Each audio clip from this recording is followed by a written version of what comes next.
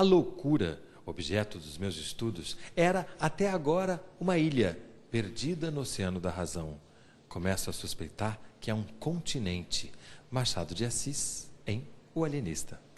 A reforma psiquiátrica e a luta antimanicomial são os temas da universidade, que está começando agora.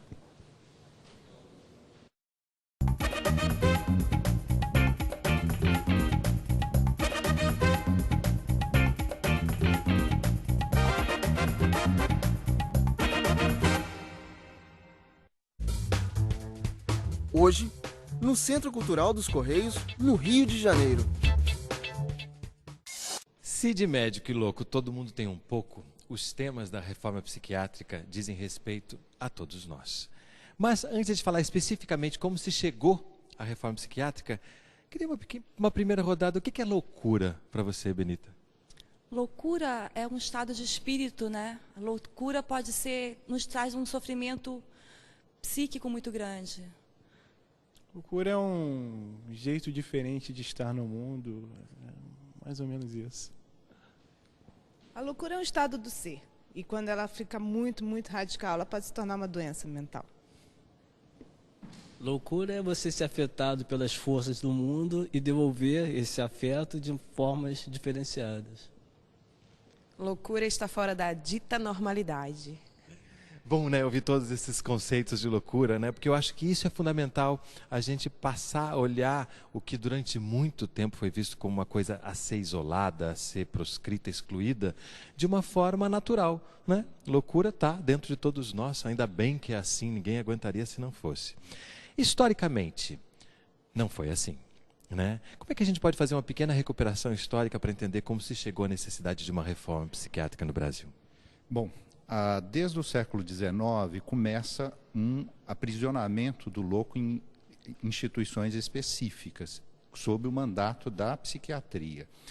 Isso vai ser colocado em xeque, particularmente no meados do século XX. Eu diria que os processos, então, de reforma psiquiátrica vão colocar as pessoas sendo tratadas na comunidade, perto do local onde eles moram, e se questionando se essa instituição ela é terapêutica. E os processos mostraram que não. Principalmente esse asilamento contínuo de longa data, onde as pessoas vão se adquirindo isso que a gente chama neurose institucional. A própria instituição piorando o quadro das pessoas, gerando depressão, gerando perda da noção de vida, de promessa de futuro, e é isso que nós estamos revertendo dos anos 60 para cá. Mas existia uma questão financeira muito grande por trás, né, que mantinha isso, né? Ah, sim. Não só os próprios hospitais psiquiátricos eram, no Brasil, por exemplo, mercantilizados, ou seja, eram vendidos para um setor privado que lucrava com isso, era uma verdadeira indústria da loucura, como também aí nós tínhamos um setor público que também financiava grandes asilos com 4, 5 mil pessoas, que eram verdadeiros campos de concentração e lugares que forneciam cadáveres para as escolas de medicina. Barbacena, por exemplo, fornecia cadáveres para 20 escolas de medicina. Saíam verdadeiros caminhões de cadáveres que eram vendidos para as escolas de medicina. Vendidos, né? Falando da questão da mercantilização, durante a ditadura militar, houve uma proliferação das clínicas conveniadas de psiquiatria, porque elas davam muito dinheiro. O investimento era pequeno e o lucro era grande, porque se tratava muito pouco do sujeito. E, inclusive, que a gente viu de que esse modelo ele leva uma piora do paciente, não uma melhora. E a gente foi descobrindo ao longo da história da psiquiatria que os sintomas negativos da doença, que é o embotamento, a perda do contato social, é muito mais uma consequência do não tratamento do que uma evolução natural da doença. E quando a gente começa a tratar esses sujeitos em comunidade, a gente percebe que os sintomas negativos são muito menores e muito menos expressivos na vida deles, porque eles têm outras relações com a vida. E a possibilidade de melhor é muito maior. Na verdade, a dita proposta de tratamento da hospitalização dos pacientes, que desde antes, inclusive, do século XIX, começou-se primeiro com a institucionalização. E aí veio o Pinel e fez a proposta de tratamento a partir dos pacientes internados. Só que a proposta da exclusão, da marginalização dos pacientes dentro dos manicômios é uma coisa que surge junto com o processo de urbanização. Então, assim, eu tive a experiência de trabalhar numa cidade do interior e lá nunca chegou no meu consultório, na emergência, tudo, um pedido para a internação do paciente, da família. Assim, sempre o pedido era assim: doutor, me ajuda a cuidar do meu familiar, ele não está legal, ele está maluco, ele está num momento de surto, de crise. Aí, quando eu cheguei aqui no Rio de Janeiro, na emergência do Pinel, o pedido dos familiares é sempre: doutor, eu não estou conseguindo dar conta de cuidar do meu familiar, eu tenho que trabalhar, eu tenho minha vida. Cuida dele aí para mim. Cuida dele aí para mim. Então, na verdade, a proposta da internação eu vejo muito mais como uma proposta de exclusão, marginalização de um sujeito que não está na linha da cadeia produtiva da sociedade e deve ser excluído. E justamente a reforma psiquiátrica ela vem na contramão dessa proposta de que todo mundo tem que estar na linha de produção da sociedade, que a gente pode ter a nossa alteridade. No hospício de Juqueri chegou a ter 17 mil pessoas internadas. Então é um caso assim, muito grande assim, de internação. E Franco Basaglia ele fala do duplo da doença, quer dizer, as pessoas que estão lá internadas, às vezes começam a desenvolver sintomas que não são relativos à loucura, mas sim pelo fato de estarem internadas com várias pessoas, condições de higiene muito ruins, condições de saúde muito precárias, condições de tratamento muito precárias. Então isso também acabou prejudicando muito a evolução da noção da sociedade sobre a loucura. Você falou em Franco Basaglia, é legal a gente assinalar, né, que ele traz o modelo italiano que serve de modelo ao modelo brasileiro, né? Isso, Franco Basaglia, na década de 60 e 70, ele se propôs a desconstruir o manicômio de Gorizia, na Itália. E ele começou um trabalho, depois foi para Trieste, começou a desenvolver um trabalho lá. E a intenção não era só desconstruir o manicômio, mas transformar a relação que a sociedade tinha com a loucura. Então era preciso intervir na sociedade, para a sociedade perceber que a loucura não deve ser encarcerada, não deve ser excluída. Então ele nega a instituição psiquiátrica e faz com que a pessoa volte ao convívio com a sociedade e com a sua família. E hoje em dia, quando as pessoas chegam e procuram um atendimento dentro de um CAPES, por exemplo, essa noção de que a arte, a cultura podem ser auxiliares ou até fundamentais desse tratamento, você acha que já existe difundida na sociedade? Graças a Deus existem alternativas hoje em dia aos manicômios, existem serviços substitutivos, né, que estão aí para acolher as pessoas, onde o cuidado é acolhimento, onde as diversas formas de discurso são consideradas e a ética de cuidado é valorizada. Teatro. De alguma maneira, o teatro ele pode entrar nisso que a gente está colocando aqui como alternativa para a gente reconhecer o outro? Pode, diz aí, e temos como provar Nice da Silveira e Rubens Corrêa numa parceria muito grande, né, na luta antimanicomial, dentro da reforma psiquiátrica, né, quando eles levam a arte, o teatro, para dentro desses manicômios, desses sanatórios, dessas instituições, desses hospitais. E o Rubens depois faz um espetáculo belíssimo, né? Ele leva Arthur para o palco, onde tudo isso está colocado em cena, né? Tudo isso, justamente. A parte visceral de Arthur, né, quando fala justamente que ele nega a loucura, né, no sentido normalidade e loucura, porque ele coloca como todos iguais, né? Somos todos iguais. Temos tanta normalidade quanto loucura, né? Só precisamos desse equilíbrio ou não desse desequilíbrio, né? E quando há um desequilíbrio que se transforma em sofrimento, é necessário algum tipo de cuidado, de apoio. Hoje em dia, como é que isso é feito? É o que a gente vai ver no próximo bloco. Não sai daí, a gente volta já.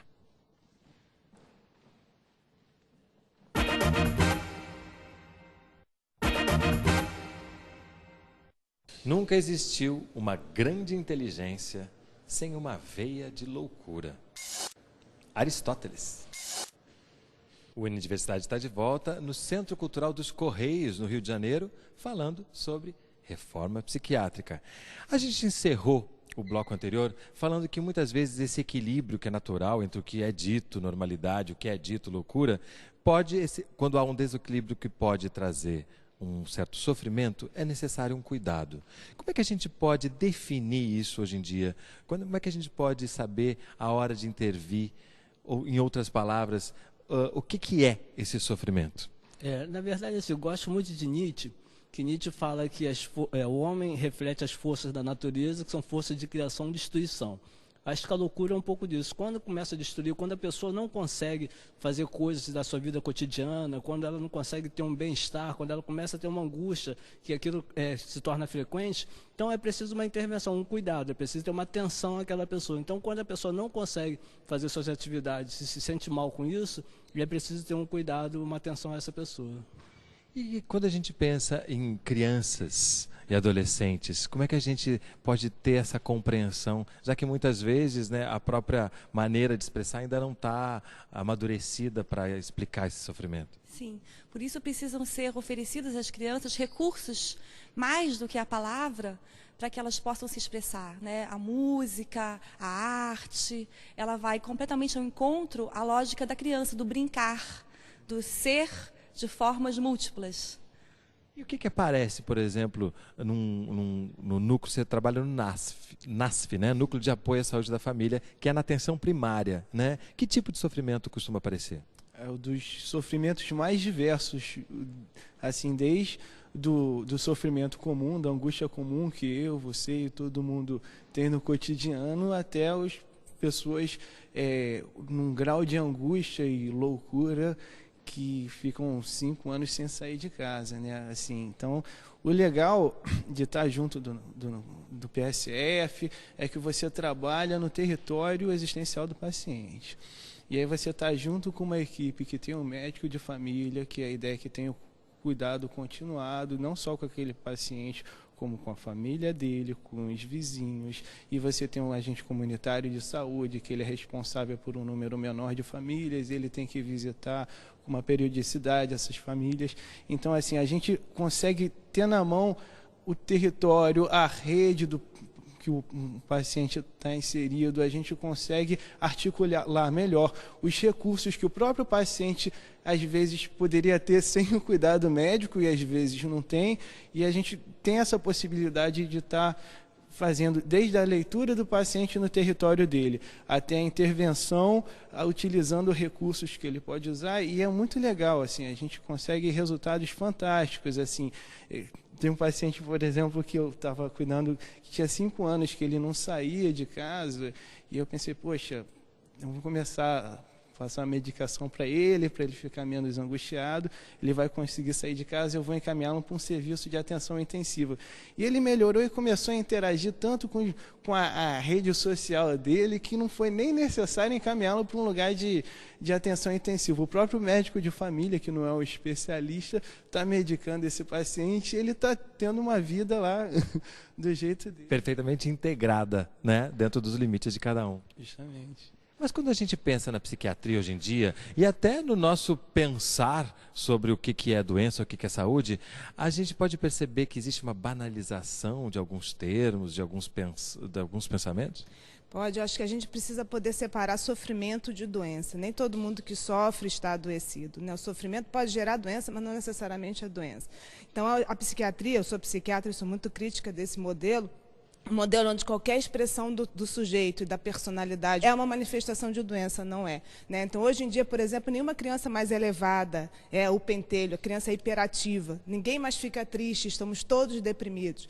E uma paciente minha que tem transtorno bipolar, e ela me fala que ela está no trabalho agora, e as colegas que dão ataques no trabalho são essa aí é bipolar. Né? Bipolar é uma doença, as pessoas não podem, qualquer expressão do sujeito não pode ser diagnosticada como doença. Existe uma ditadura que a gente tem que estar sempre perfeito, alegre, né, sorridente, qualquer coisa que fuja do normal precisa de um rótulo e de um medicamento. E isso é um caminho sem fim, porque se a gente vai medicar todo mundo que sofre, é melhor botar na caixa d'água, né? Porque todos nós passamos por algum sofrimento em algum momento.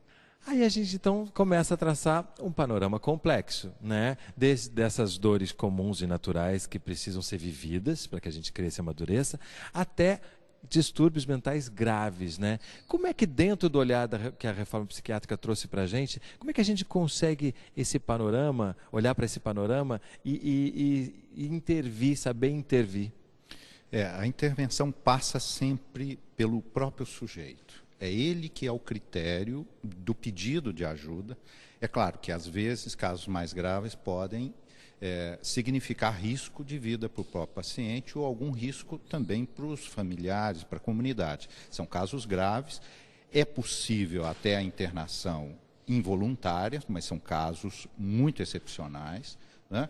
Mas a maior parte dos casos envolve alguma coisa que é acertar com o cliente, conversar com ele e possibilitar construir um projeto terapêutico junto com ele e com seus familiares. A internação é aquele momento onde a vida entra em crise. E não é só o sujeito, é só a rede, a possibilidade de produzir cuidado. Então, é um momento em que você precisa de um cuidado intensivo, precisa de um serviço que pode incluir, inclusive, essa internação. Que ela seja, na maioria das vezes, voluntária, em casos muito extremos, involuntários, mas que possibilite essa volta e essa que a gente chama da contratualidade, ou seja, o sujeito tem a sua fala, os familiares e a construção de um projeto de volta para a vida, para um serviço que seja o mais próximo da sua casa possível. A gente tem que, acho que, entender que é diferente internar de excluir, né? O que acaba acontecendo é a exclusão, né? Tira essa pessoa, o indivíduo, esse ser humano, de um local que ele está incomodando, seja a família, seja a sociedade, de forma geral. E aí você estudou algumas personalidades, artistas, que trazem esse exemplo, né? Quem que a gente pode citar aqui que sofreu essa exclusão? Van Gogh, Camille Claudel, né? Marquês de Sade, que, né, posso falar agora, a gente está com uma peça em cartaz sobre ele. E a gente, olhando só para essas 3 pessoas, tem uma influência muito grande social e familiar.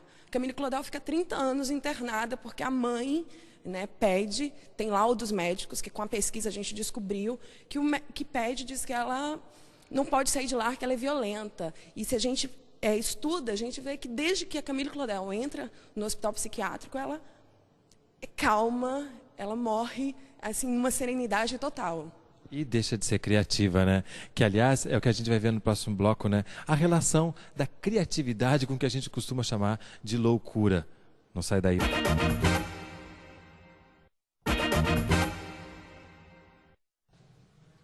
Os doentes mentais são como beija-flores. Nunca pousam, estão sempre a 2 metros do chão. Arthur Bispo do Rosário. O Unidiversidade está de volta no Centro Cultural dos Correios, falando sobre reforma psiquiátrica, sobre luta antimanicomial e falando sobre o CAPS, portanto, né? Como é que funciona o CAPS, para quem está em casa entender um dos modelos alternativos que existe hoje em dia? O CAPS e o CAPSI, né? Porque existe também para a criança, é um serviço multiprofissional, aberto à comunidade, descentralizado, que vai contra essa ideia do médico, né, da psiquiatria centralizando o saber.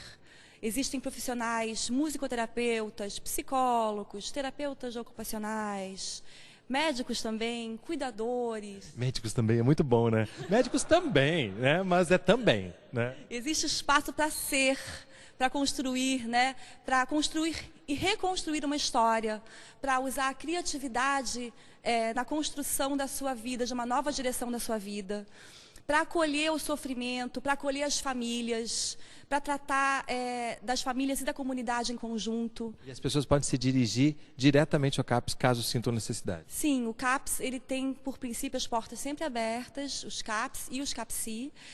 E eles precisam, qualquer um pode chegar e vai ser acolhido, e aí pode ser absorvido no CAPS ou pode ser encaminhado, talvez essa criança ou esse adulto não precise ser tratado, né, num serviço como esse, mas ele possa ter um lugar na comunidade. O CAPS pode ajudar também a esse lugar ser construído.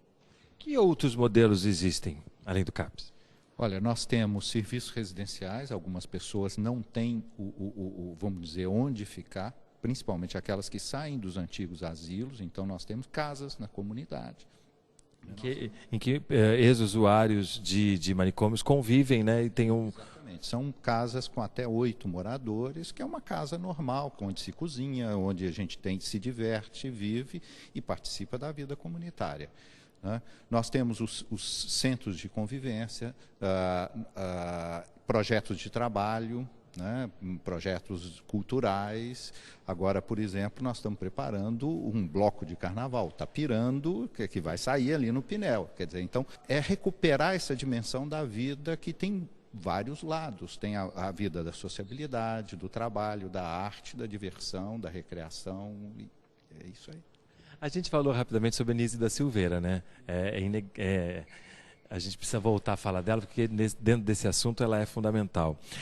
Quando a Anísia trabalhou, a gente viu explodirem muitos grandes e incríveis artistas. Como é que é isso hoje para você? A partir de todos os avanços que a gente teve, como é que a criatividade está sendo permitida junto com o que a gente costuma chamar de loucura? A Anísia da Silveira foi uma pioneira, teve uma visão assim futurista em relação à utilização da arte para recuperar as pessoas que estavam internadas. E hoje a gente já tem um outro momento. A gente tem um momento que as pessoas querem mostrar seu trabalho, querem criar. Nós fizemos um projeto na Fiocruz, Loucos pela Diversidade, onde a gente fez um mapeamento de várias experiências culturais, onde as pessoas, usuários de serviço de saúde mental, trabalham com arte. E dessa experiência a gente vê a importância de serem reconhecidos como artistas. Isso valoriza a autoestima, o autorrespeito, a autoconfiança. A memória dessas pessoas é transformada, eles transformam a memória de sofrimento para uma memória criativa. E tem aqui até um livro do Marco Bauri, que é Lembranças do que não foi. Lembranças do que não foi. E ele ficou muito tempo sozinho, assim, meio mal. E de repente ele encontrou uma mulher e fez uma poesia para ela. Uma certeza: nada nem ninguém instalará discórdia entre nós. Isso é muito bonito. Você falou na medicalização excessiva no bloco anterior. E aqui também, de alguma maneira, a gente já falou, surgiu a palavra embotamento. A gente pode pensar nisso, que à medida que a gente vai medicalizando desnecessariamente, a gente vai embotando a criatividade das pessoas, a felicidade, o estar no mundo?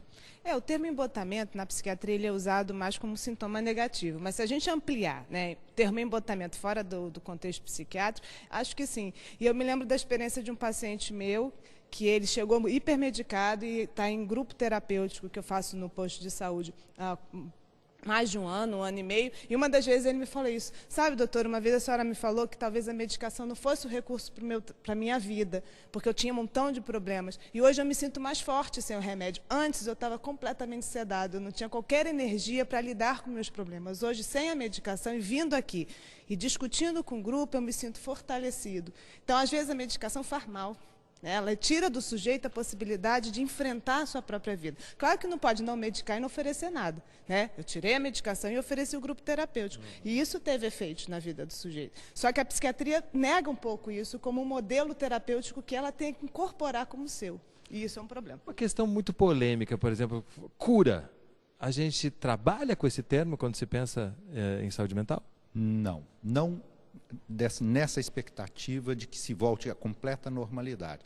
Particularmente a psicose, que são, vamos dizer, o transtorno mais grave, normalmente ela vai te acompanhar pela vida, porque ela é um jeito de estar no mundo, né? Então, o que nós trabalhamos é como é que esse jeito de estar no mundo pode ser melhor, mais ativo, participativo e com um nível de sintoma um pouco mais baixo que permita a pessoa ser criativa, participar da vida, ter amigos, namorar, etc. Essa é a perspectiva nossa. O sofrimento psíquico ou o transtorno é algo que está em você, que está constituído. Você vai ter que recriar o seu jeito de ser. Você iniciou falando da Anísia, né? E aí eu penso o amor catalisador que ela tanto falou, buscou, né? E levou, né, a forma dela de encarar a terapia ocupacional, transformando nesse amor catalisador, né? Que é isso que o professor está falando. Esse conceito de cura que a psiquiatria, na saúde mental, né? Não a psiquiatria só, todos, como a Bianca falou, né? Nós somos um trabalho interdisciplinar. É uma maneira de estar no mundo e aceitar o sujeito na sua diferença. E a gente também trabalha com o paciente psiquiátrico, aqueles mais graves, que é preciso também que eles aceitem algumas regras da sociedade para poder conviver nela. Então, a gente trabalha com eles a socialização, o estar no mundo. É muito difícil para um paciente grave o laço social, mas a gente também espera que a sociedade possa respeitá-los aceitá-los na sua diferença, no seu jeito diferente de ser e compreender que aquela diferença, muitas vezes é a sua própria diferença, né? Todos nós aí temos algum momento em que a loucura toma conta de nós, né? Alguns a loucura chega, fica, mas em outros a loucura são momentos e a gente precisa poder aceitar. E perdeu o preconceito, né? Perdeu o preconceito. O que o trabalho com saúde mental ensinou para você? O valor da diferença. Eu acho que o fato de você cuidar da questão do sofrimento mental dos outros, acho que de uma certa forma você está cuidando de você também, né? Humildade. O acolhimento tanto do outro como também da sua diferença, do estrangeiro que vive dentro de você. Não excluir, escutar. O respeito à diferença e à diversidade. E chega ao fim mais um Unidiversidade, um programa do Canal Saúde da Fundação Oswaldo Cruz. Se você quiser entrar em contato conosco, nosso telefone é 0800 701 8122. E eu quero agradecer ao Eduardo, Leandro, Edivaldo, Benita, Patrícia e Sandra por mais um Unidiversidade que vocês fizeram.